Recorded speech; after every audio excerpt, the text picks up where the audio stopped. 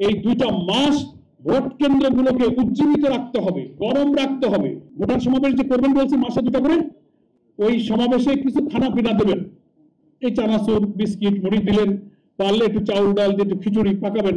ঠিক আছে, আমার এখানে 200 ভোটার আজকে মিটিং হবে, তো আপনি একটু 5-10 কেজি চাল, একটু 2 কেজি গোস্ত কিনে একটু খিচুড়ি খাওয়া দিলেন। পয়সা করি কম হলো, একটু মুড়ি চানাচুর না, একটু বিস্কিট খাওয়ালেন, একটু কিছু খাওয়ালেন। আর লক্ষ্মীপুরের লোকটি তো টাকা পয়সা আছে প্রচুর, আমি জানি। এই ঢাকাও খুব বড় বড় লোক, আর ওখানে তো টাকা তো আছে, কোনো গরিব আমি লক্ষ্মীপুর খুঁজে পাইলাম না, খালি বড় লোক আর বড় লোক।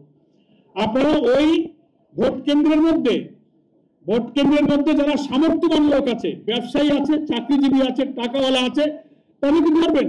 বাবা, আমাদের আগামী মঙ্গলবার এখানে একটা ভোটের সমাবেশ হবে, 200 লোকের খিচুড়ি খাবে, আপনি চাউল দেবেন, আপনি গোশ দেবেন, আপনি তেল কিনে দেবেন, আপনি আলু কিনে দেবেন, নগদ টাকার দরকার নেই, আইটেম কালেকশন করে খিচুড়ি পাকাই দেবেন। এটা রমরমা পিকনিক মার্কে খাওয়া হয়ে যাবে। আর এক খাওয়া হয়ে গেলে দাঁড়িপাল্লার মিছিল 10 মিনিট ঘুরলি দিয়ে বাড়ি দিয়ে শুয়ে থাকবে। কথা বলেননি?